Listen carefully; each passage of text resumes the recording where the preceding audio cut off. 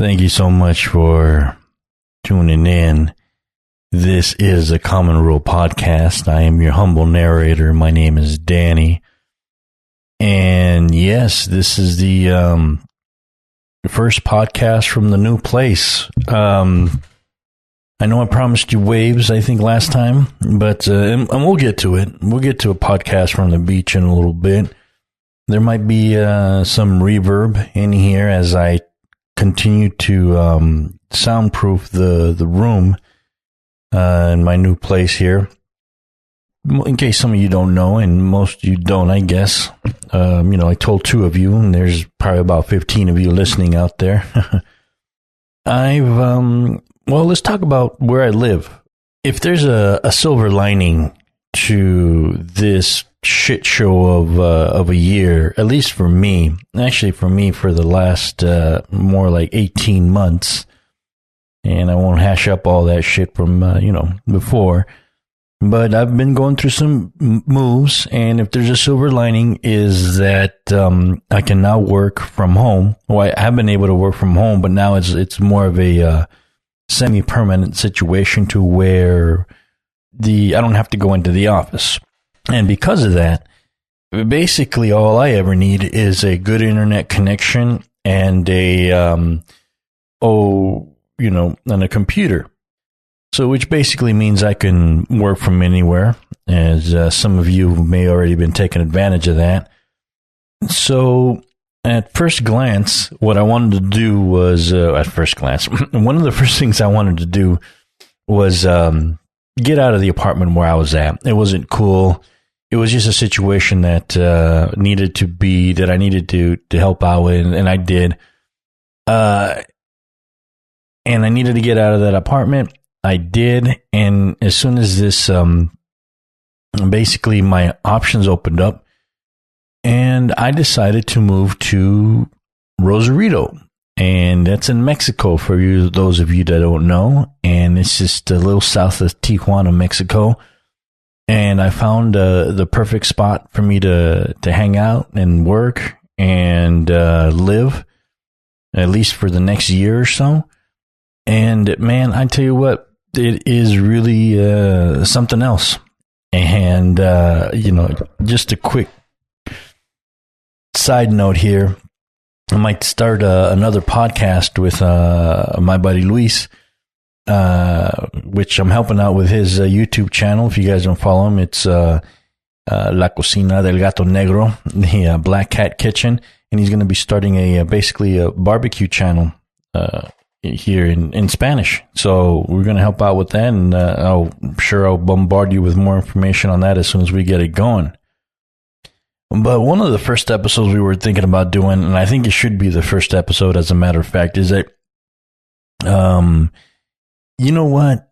You don't know how Mexican you are or you're not until you really live among Mexicans. And it is, I might talk about this later on as it applies to, the Common Rule podcast, but it's Mexico is Mexico and America is America, and don't convince the it's not the same thing being a Mexican American than it is being a Mexican, and I'll get into that later on.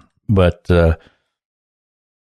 again, I apologize for it being so long since podcasting, but I think, you know what? I think it was a good thing. I didn't podcast at all. Obviously, since the election, and I think that's a good thing. I think that had I produced or made a podcast at that time, and I'm not sure it would have been in a good. I'm not sure it would have been a good episode. It's just too many things that were being said that need to be said, and even up to today. This guy doesn't want to fucking leave office and this, that, and the other. Man, you know what? It's a fucking mess. And I'm glad that I waited a while for my emotions to calm down a little bit before I ended up ranting and raving and confusing this podcast for another one. But, Yeah, no. Anyway, one of the first things that obviously I wanted to point out before we get too crazy here is that, again, there's no soundproofing in my room where I'm podcasting from at the moment. I'm going to work on that. So if there's a little slight reverb on there, that's because that's what that is. The other thing, too, is that in my apartment complex here, there's four of us. There's 4 apartment complexes. There is a couple upstairs with the baby boy who just started to run. And I know that because he runs all the fucking time. The running starts at 8:30 in the morning and it ends right about 9:30 at night. And it starts all over again the same time every day, all the time, which is, it's not terrible. I don't know if you guys might have heard or might have come through the background. When I was living in Phoenix, the roof of my old apartment was shitty, and I could hear my neighbor walking around upstairs all the time as well.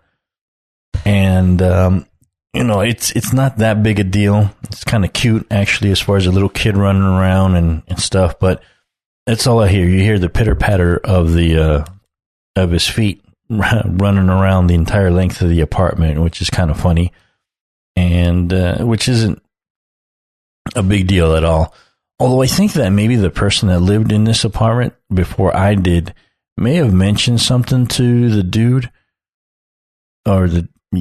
because, he made it a point to kind of come over and talk to me and go, hey man, if it gets too noisy, you let me know. And, I'll see what I can do. But we try to take him to the park every day so that he gets tired. And I'm like, dude, seriously, man, don't even worry about it. I'm good. So in case, you hear that, actually, you might not hear that. The kid should be sleeping. It is actually technically 11 after midnight on the 13th of December in the year of our Lord 2020. So the kid's probably already sleeping by now. He should be anyway. The other sort of background noise that might come up is my neighbors over to my left in apartment 2. It's an older couple. And what they do is they usually take care of their granddaughter. At least that's what I think it is. And they also live with a young man. And I might have mentioned this before on the other podcast, but they make a lot of noise. The little girl is a princess, let's just say. And if she doesn't get her way, it's a fucking storm. And their son has learning disabilities, and when he's happy, he makes a grand noise as well. He doesn't speak; he just grunts and hoots and hollers a lot. So that might come through sometimes. Although today, what's weird about today is that it's been almost scary quiet since 8 o'clock. And the noise really starts going on at right around that time. It starts right around 6, and it keeps going usually until last night. It wasn't until like 1 in the morning. So again, I work late at night. It doesn't bother me. I'm not complaining or anything. I'm just letting you know that this is the type of background noise that's going to be hearing. And of course, there's a guy upstairs who's got 2 Cocker Spaniels that, as he comes and goes, there's a big hoot and a holler in there. But what's funny is that today I decided to catch up on some podcasting. The internet went out at around 8 o'clock today. And while that wasn't really weird in and of itself, what was weird is that it came with this eerie silence, that I'm not sure if maybe the downstairs neighbors went out of town or something. But yeah, it's been kind of quiet. So I decided, you know what, let's just turn on the mics and talk. But as I'm recording, I'm like, before I've recorded a couple of podcasts, I'm like, if you know what, I got to deal with the background noise. It is what it is. And it will always be what it is. And it's just a little seasoning to the spice of life down here. And it'll be great. Whatever. So fuck it. If you hear some screaming, hooting, hollering, kids running around, even the neighbors and their music, we're fucking cool, man.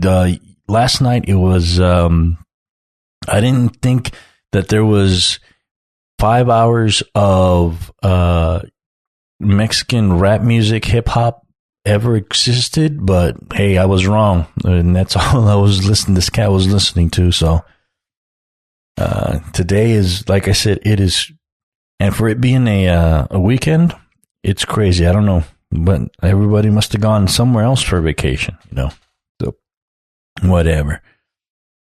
But, life here so far has been good. Some adjustments need to have been made, and some adjustments are very welcome, and others I'm going to have to get used to, but it is what it is, and I love it.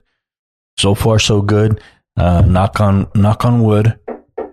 And that's wood from the carpenter, Don Pedro, down the street, who makes a bunch of cool things that I'll talk about in a second here.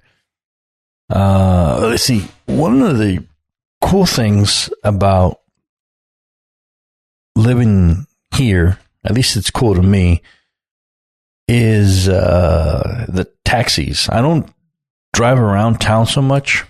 I'm actually kind of, and this is one of the things about getting used to, the traffic here is crazy. And what I mean by crazy is not just that there's a lot of it, it's just that there's a lot of crazy drivers around here, and where, traffic signs are, suggestions, and the main idea is to get from point A to B without crashing, and that's a successful day. It can take its toll on your anxiety, I guess. So I try to drive the least amount as possible. And there are certain places where I won't drive to just yet, at least not in my car. And I'm looking into getting a piece of shit car so that I can, so it'd be my daily driver, and I can commute all the way around that I wouldn't mind people crashing into if they wanted to, or whatever. So I'm looking, and I got to save my pennies to find something like that. So what I've been doing is taking a lot of taxis and Uber down here. And man, this is the conversations I have with these cats is amazing. My buddy Luis lives about a half hour away. Like I said, I live in Rosarito. He lives in TJ. And, taking a taxi driver, it's, you can't, I can't talk about the people down here, but the taxi drivers, for sure, you can't go on too long without striking a conversation of some kind. And the conversations that I've had, I think I spoke to some of them on the last episode, but the conversations I've recently had here are about salsas, tortillas, which there's a tortilla recipe I'm going to steal from this cat, marriage, looking for girls, and materialism. And these conversations are so amazing that, I think I am going to start recording them and asking them for content and see if it's cool with them. But yeah, these conversations are like, I mean, I wouldn't dream of having these conversations with a couple of friends, let alone with some strangers. But hey, you know what? Whatever. It makes for a very interesting drive, and it really, it's amazing. It's just very entertaining, and to spend a half hour with a stranger and talk about some weird shit is really mind blowing sometimes. One of the cool things about here is, first of all, I can't go on with the tacos here, man. I'm sorry, but the tacos here are, the mediocre tacos here are better than anything anywhere in the United States. And that's, if there's a better taco stand out there that charges, and all that goes out the window once you realize that the tacos here are $1 or less in certain spots. Some places are $1.25 or something like that. But of course, there's a couple taco stands in San Diego that fancy themselves and good tacos, but actually are trying to, ain't nothing but copycatting fucking Tijuana tacos. That's all the best they can try to strive is to be a mediocre Tijuana taco. And of course, that's San Diego, but living in Phoenix for a while and eating, what they call Mexican food or a Tijuana style taco over there or any kind of taco, and then coming here and then just having a taco from the guy with the smallest taco cart, which is the guy in my neighborhood right here, right down the street. It's called the Los Dos Potros, I believe. The two horses, the two stallions. And it's just him and his wife in a little taco stand. All he does is he opens the big doors to his garage, and that's it. And that taco is better than anything I've ever had in Phoenix and anything I've ever had in Los Angeles when I was living there, and pretty close to most things that I had in San Diego. It's just the way that he makes it, his salsa, his everything. And that is not the best taco in town here. It just happens to be better than anything out there. There's another one across the street called Los Primos, the cousins. They make a decent taco. I've been going a lot to Tacos Manuel over on the main drag there. And that's not even the good ones. The ones everyone talks about here are down over by Rosarito Beach Motel. I live over by the Walmart, which is considered northern Rosarito. These guys, the Yakis, and then oh shit, I can't remember the one off. There's another one down there that's really big or famous, and those are down in the southern part of Rosarito. And I haven't been down there because be honest, I really don't need to. But I will, just to hit it up. I think that'll be another project as soon as I get more comfortable here. As soon as I get my gear here, I'm going to start, of course, doing what I do and, bugging people and taking pictures and podcasting about it and all that jazz as well. So it's all about, I've been preaching this the whole time, guys. It's about this fucking community, and what kind of asshole would I be if I didn't partake in my own community, eating tacos. I have to try the tamale lady over here. The lady with the same deal, she opens up her garage and puts a cart out, and she makes hamburgers and hot dogs.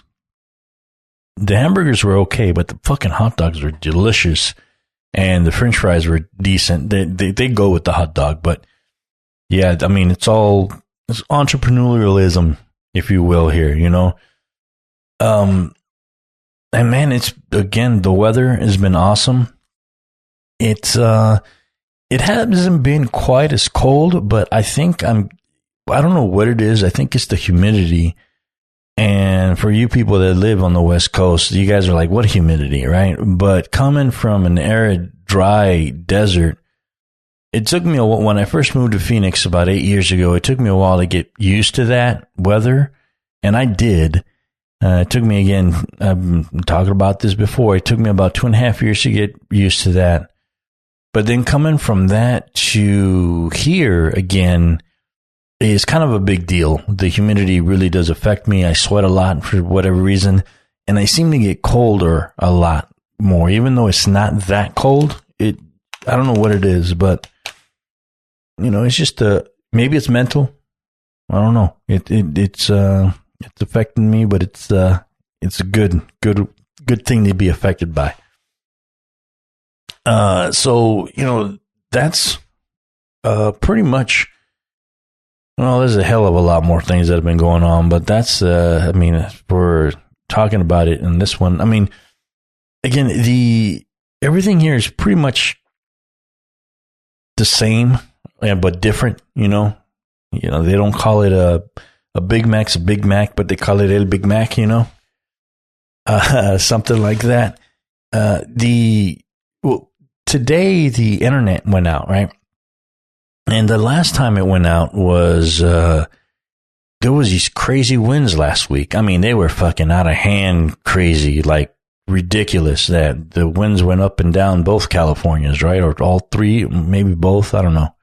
Southern California and Baja for sure, but I was surprised that while the winds were going, nothing happened here.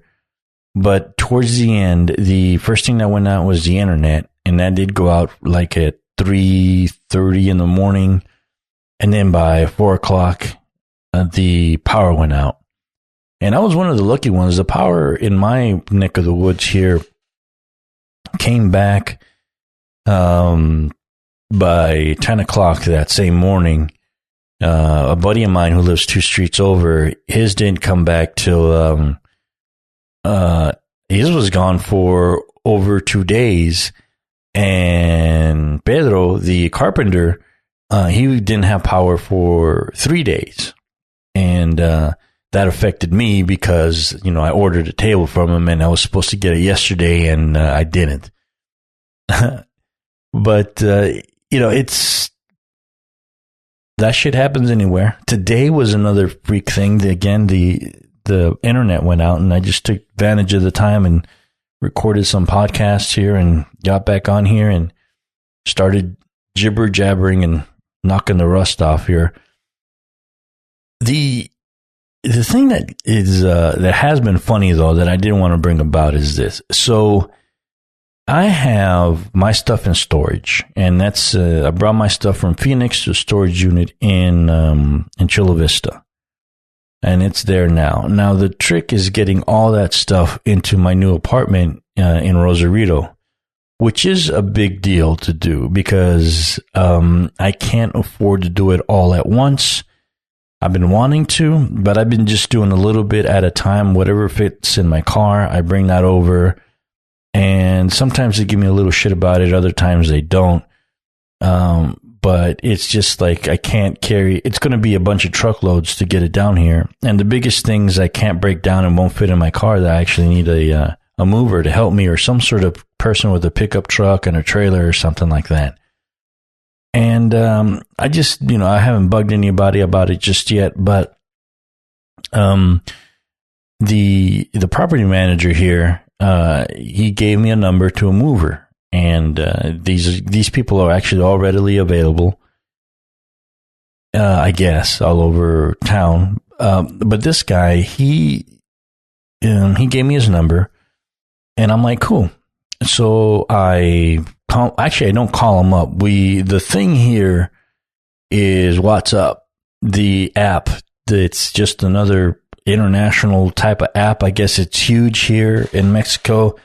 When I started my WhatsApp, I see that some of my friends have it that use it every once in a while. It's a great app. It's just not needed in America or in the United States. At least I never needed it because I don't talk to a lot of international or, have a lot of international friends in that sense that I can't talk to on Instagram. But it's huge. And right here in Mexico, that's just the best way to communicate. And one of the reasons is because it doesn't count towards your data, on your cell phone company. It's just the thing down here. Social media, if you don't have a regular contract, a lot of people have a prepaid sort of service where you pay into a monthly bill or whatever, sort of like Cricket Wireless, I guess. I don't know.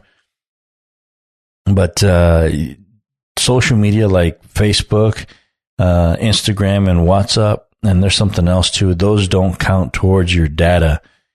So they're, those are very cool things to have, I guess. So that's why it's so big over here. And it's just a messenger service. That's all it is. It's just, but you use it on WhatsApp. I contact this cat and I ask for a quote. For whatever reason, it takes him a while to get back to me. And his quote was basically $1,500. Not basically, it's $1,500 to move a room full of shit to Rosarito. Now, that to me is a lot of money. But what I found in this case particularly interesting was that he decided to send me a picture of his rig along with his quote. Like, yeah, man, this price includes this rig.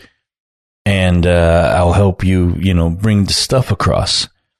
And don't get me wrong, his truck and his trailer are gorgeous. They're black.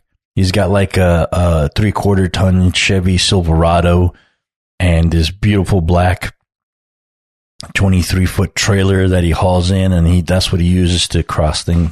And I'm like, God damn, okay. Yes, that is a really, really nice rig. But it's not really going to convince me that that's the price I need to pay to cross something. And you know what? It's not that, it's just the bottom line. I can't afford that. There's no way. I can't. Well, for that kind of money, I could basically buy a used piece of shit truck here, use it to cross my things, and then if I decide to keep it, I'll keep the truck. If not, I can sell it and get some of the money back from the move, So that I just couldn't do that. That's not for me to tell him, hey, dude, you're too expensive, and it's just not my place to do that. And it's again, the interesting thing is that he kind of sent me the picture to show me that it's worth the price to pay because he's got that rig, which I found very strange. Now let's fast forward a little bit to Pedro. He's the local neighborhood carpenter. And here, it seems to be like woodworking and artisanal work is sort of a thing. And the things that he makes, they're not extremely artisanal. They're very functional, very simple, and they serve a purpose. All right, they're not very fancy. They don't have this huge, complicated ornaments or decor to him. It's just nice, easy woodwork that he does that is reasonably square, and it works. But if we go down, in case you don't know, if you go down in the southern part of Rosarito, that's where the artisanal sort of stuff comes around. There you can find artisanal pottery, woodworking. Hell, there's even fancier type restaurants down there, and that's basically where all the tourism goes because of the Rosarito Beach Hotel. It's down there, so you're going to find more of that stuff down there. And as I was speaking to him on one particular occasion, he was complaining on how all the carpenters in Popotla are fucking undercutting him, and their work kind of sucks, and they're still fucking out there. And he just kind of went off on a little 2-minute diatribe on fucking why those carpenter guys kind of suck. And I just kind of internalized it and thought that was pretty funny, how it seems like no matter what part of the world you're in as an artist, you're always going to get some sort of like, these guys are giving it away, and, they don't understand their value sort of shit, and they're fucking me over, blah, blah, blah, blah sort of thing. I just thought that was kind of funny. But again, I don't have any furniture, and I needed something I needed a table or a desk to set up so I can start working.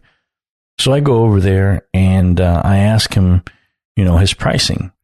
Now, my main point to this is that as someone who creates things, as someone who considers himself somewhat of an artist, I would never tell that mover guy, or I would never suggest to any artist that, hey, I would never haggle their prices to them. I would never suggest to that mover, hey, you know what, I can't do that. Can you do it for this much?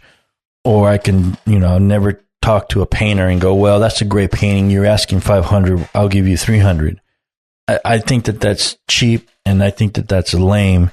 And as an artist, as a photographer, I personally don't want to be haggling and have people, ask me that, like, oh, hey, this photograph, you're asking, $175 for it. I'll give you $50 for it. And my knee-jerk reaction is, fuck you, go fuck off. And the other, if your service is, oh, no, how many of you guys have heard this one? Oh, I know a guy that can do it for cheaper. And most of us, hopefully all of us, go, you know what, you should probably get that guy. And of course, I'm sure you guys have this, but in my community, it seems to be crazy where, oh man, you know what, if you hook me up, I'll tell my cousin and my primo, and my brother, and they're all going to come at you, and you're going to get all the business in the world, bro. And you know what, this, that. And I'm like, nah, dude, I don't want their business. You're here because you know this is the price. I'm not going to fucking give you anything because fuck them and fuck you, sort of thing, you know? That's the mentality I'm carrying, and hopefully the mentality we're all carrying. Now, I think at one point I want to talk about how sometimes you need to sell work because you're starving. I would argue that you should never put yourself in that situation. But, you know, circumstances get the better of us sometimes, but that's for another podcast. I think that, hopefully that would be a great conversation with a couple of people I have in mind. Hopefully they'll come on the podcast and we'll do something remote and we'll talk about that sort of stuff. But as for me, I don't haggle. And with Pedro, the carpenter, I didn't haggle with him like, hey, you know what? Yeah, this, that, or, you know, can you do it for this? So I looked at the table and he wanted $60 for it. And I'm like, you know what, man? I don't know. And basically, like, I was like, all right, man. Well, thank you so much. I'm not going to buy it, sort of thing. It's a little more than I was expecting to pay. Now, that's me not haggling. That's me like, dude, if you're going to tell me that it's this much, great, sell it, bro. You know, I hope somebody comes by and buys it from you because that's you. If you value your labor and your materials at that point, that's great. And then he stops me and he goes, no, you know what, dude? Okay, I'll tell you what, I'll give it to you for 40. And you know what? All right, I'll take it. Because it's one thing to haggle with somebody for, at the swap meet and, you know, at the flea market. And at a garage sale, that's fine. I mean, that's not art. That's not somebody creating something. But I'm not going to haggle with the plumber. I'm not going to haggle with the taco maker. I'm not going to haggle with a carpenter, with somebody who makes stuff and who values their work. That's just the way that I see. I'm not going to argue with an artist of any kind. So, you know, I just thought of something else, but it was a little vulgar, so I won't say it. So I'm like, all right, man, I'll take it for 40. 40, I took it. And then I just started talking to him. And sometimes he makes things and he puts them outside. And I have a TV and it was on the floor and I needed to stand for it. And I went in there and I started looking at stuff. And then I started talking to him about, you know, making a bed. I need a king size bed. I'm sleeping on the floor on a futon that I have at the moment. That's one of the things I need to cross over. That's going to get kind of complicated, but I think I might have found someone to help me. Anyway, I need to have him make a bed. And we just started talking. And as he's talking, he's taking me around his little shop, showing me things that he has, little bar stools that he's made. And I mean, everything is, again, it's pretty cool. It's simple and it's very, you know, it's just pragmatic. It's just good, solid lines, and it's not something that's, you know, over the top and crazy. So I decided, again, with the stand, he goes, you know what, I was selling, you know, it's a game too, you know, it's like, hey, you know, I was selling this for that, but because you bought that table, I'm going to go with this, that, and the other. And so I got a deal on the stand, quote unquote deal. And I went back and I actually have him make a table for me, and other tables that I need as a workstation, of course. And then I asked about the bed, and he wants to, and it's a simple bed. I just needed to be sturdy. And at the end of the day, he wanted $200 for it. And I'm like, you know what? That shit that they have on Amazon, the same type of style that I want, I can probably get maybe $150, maybe $120. Shipping, and I gotta go get it, sort of thing. So I'm like, you know what? Fine. I'll fucking get that shit made. I just gotta get it ordered. And I decided that, you know what? Hey man, because I can also do it in payments, but this is the other thing. I'm like, here's $60 to get started, and you know, I'll come back and pay you some more, and then this, that, and the other. So again, that works out in my favor too. But my whole point was I didn't sit there and want to haggle with this guy for what I would pay for it. You know, if he gave me a discount on it, fine, I'll take it. But I just think it was rude to, for other people to, when they tell you, oh, fuck that, I got a guy that can do it. And, these things that make life more complicated as an artist. And again, I keep preaching about like community. Like, again, I'm not going to tell the lady at the tamales. She tells me, hey, man, it's this much for a dozen pesos or for a dozen. I'm not going to say, well, I can do it for this much, So again, you gotta start doing your thing and basically practice what you preach as far as on my end here. Now on the flip side of that, though, what I got to also witness in another spot here is something that I think we've all also come across here, and this is something that I'm glad that my friend Pedro here didn't bring up, and it reminded me of this situation. When you go watch a band play. And they tell you, oh man, we got to sell our CD because it cost us money to make it.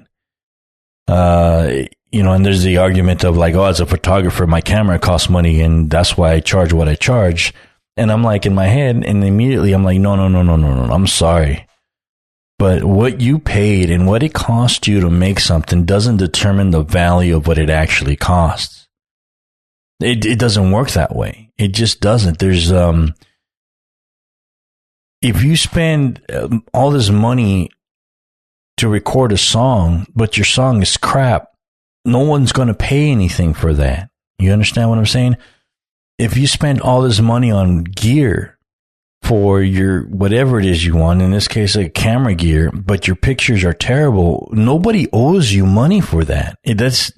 Nobody owes you a goddamn thing. And this is something that I think that a lot of people need to drive home because specifically in photography, one of the first questions people who aren't artists ask when they go out and buy this brand new gear is, how can I make money with this?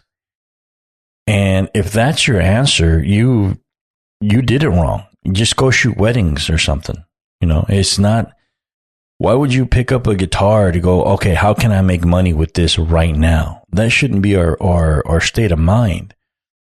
So when, that guy shot me that picture of that rig and he's all, you need to pay me because this is the gear I have.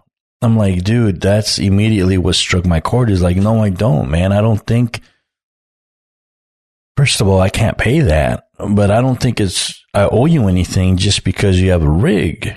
There's plenty of people that have shitty gear that make great things. And those are the last people you hear about, like, oh, you need to pay me this much because of the gear I have, of what it cost me to build it. And it's like, you go, and I think about like my favorite restaurant. Let's just say, I'm going to make pizza tomorrow, right? And I'm thinking like, all right, the basic ingredients that I have to make pizza are also readily available to the master pizza person from your favorite pizza shop, all right? Now, just because I have the same ingredients the pizza guy has, and I make that pizza and I try to sell it, nobody owes me anything for that.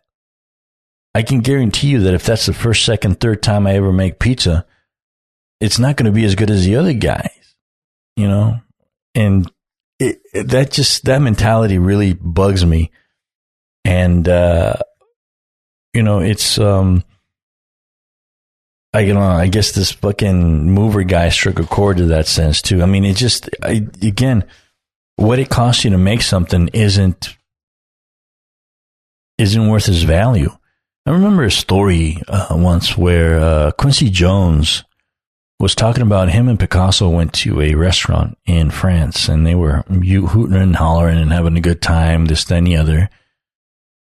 And when it came time to pay, Quincy Jones basically brings out his wallet, and Picasso goes, no, what are you doing? He's all, I'm going to pay for dinner. He's all, no. He's all, no, it was my treat. No, that's not even, he's all, I'm not paying for dinner either. Because he thought that Picasso was going to pull out his wallet. He's all, no, watch this. So Picasso basically makes a dish, and he makes his work of art with his chicken bones and whatever leftover sauce that he has and just leftover food. And he offered it to the restaurant as payment for the meal, just as leftover food. And he says he remembers that what they did was they took the plate, they put it up front, and they put one of those, things that you put over the cake, these glass domes. They put one of those over it, and as long as they, he signed it in like mustard or, mayonnaise or something, and that was it. They walked out and everybody was happy. Now, I'm not saying that, everyone has the potential to be Picasso and use whatever materials are readily available to make this work of art to pay for, a dinner for you and Quincy Jones. But it's probably an extreme example of the gear that you have doesn't dictate the value of the work that you do and that you bring to the table, so to speak. Anyway, that's, it's just funny to me that even when even when you're technically in another country and another culture, that same shit seems to apply no matter where you go. Hey, man, the struggle is real being an artist all over here. I'm going to see how much the pastry man gives me. Dude, so before I go, dig this. So there's this guy. This is one of the great things, too, about living in my neighborhood. So there's this car that drives around, and over the and he's got a PA system, and he plays this tune that I can't hear the words to it, and then there's basically a break where there's a conversation that happens, and then the tune starts again. And all I can really make out from it is that it sounds like an old song, something recorded in the 50s or something like that. So I just keep that in mind, and I always wonder what he's doing. I know that he's selling something, but I just don't know what it is. And it's one of the things here living in Mexico is that the people that come around, and at least like in the neighborhoods with where my aunts and uncles used to live, every sound means something different that they sell. Something a certain whistle could be the difference between the guy who sharpens knives and the guy who sells you sweet potatoes, camotes. It could also be like a steam whistle. Could also be like the guy that makes the corns. And of course, Little Bell, I think that's the one most of us really recognize as the guy that comes around selling ice cream. Sells Mexican, in the little push cart, sells ice cream. And of course, we all know the ice cream truck always has a little PA system with they're playing Green Sleeves or whatever, right? This guy is running around, and I'm like wondering what he sells. And I decided to 2 nights ago that I was going to start watching these movies I used to watch with my grandmother. And it was late at night, and my brother and I used to watch these movies with my grandma, and they used to play them on Friday nights after midnight. I remember that they would play the Mexican national anthem, and they would always play a movie by Tintan and Marcelino, which is his sidekick for the longest time. And Tintan is maybe a lot of you know who Cantinflas is, who's probably the most famous Mexican comedian that come out of that era. I think Cantinflas, though, started making movies maybe even in the 30s, but for sure in the 40s. Tintan was also, I dare to say, he was more talented than Cantinflas. Cantinflas just, I think, was more famous because he got the gig for Around the World in 80 Days, but nothing can't take away anything from Cantinflas, of course. He's an icon and he will forever be probably the number one. But Tintan, to me, is more talented. He's got a better singing voice. He dances better. And he makes out with every single one of his chicks in every co-star. I think he's got some sort of record for kissing the most girls on screen in Mexican television or something like that. But he always worked with some very beautiful women on his show. But anyway, there's these... on YouTube, you can catch all these old movies of his. And like the third movie that I saw was him. And he's the pastry man. He's a bread man who goes around and delivers. And he starts singing that song. And I'm like, holy shit, that's the dude that comes around. That's the song over the PA system. And that's Tintan singing.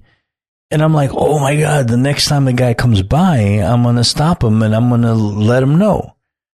So today was a day that I heard the song and I hear him coming up the road and I grab my wallet and I see him and I flag him down. And like, I'm so excited to basically see who it is. And I imagined that it was an older gentleman, but I didn't realize how old this guy was going to be. I mean, he's somebody's great granddad. It seems like he's very old, but it's him and his wife. They drive around in a station wagon and they have the PA system on and he sells bread out of the back of his station wagon. I couldn't wait to tell him like, hey man, dude, I hear you coming by. I couldn't tell what the song was. And finally I saw the movie with Tintan in it and I knew what you were and I had to stop and say, hey. And he's all, yeah, cool. He's all right, what can I get for you? And I'm like, oh, cool. He just wasn't as excited as I was about finding out who he was. I mean, I wonder if he gets it all the time. Anyway, I ended up buying, I was going to buy 5 pieces of bread, but he's all, dude, why don't you buy 6 so that you get the deal? I'm like, what's the deal? He's like, you get 6 pieces of bread for 50 pesos. And that's about $2.50 in American dollars right now. I'm like, all right, I'll take it. He's all cool. So I bought these huge ass pieces of Mexican bread, this Mexican sweet bread, for $2.50. I put the picture up on the Instagrams and stuff and on the Twitters. But man, I was so excited to finally realize where the song was. And it was just all completely just total coincidence. I mean, it was just out of the blue. Tintan's made hundreds of movies. For me to fall on that one for like the third one is, I think, crazy ridiculous. Or maybe not. I don't know. Who knows? Maybe the world is trying to tell me something. All right, man. I've rambled on enough for today. Thank you so much. There's really a lot more I gotta talk to about moving and doing this and that, but we'll save it for next time. Hopefully it gets set up. Hopefully this sound didn't sound too bad. And I'll talk to you soon. Thank you for listening and enjoy your youth.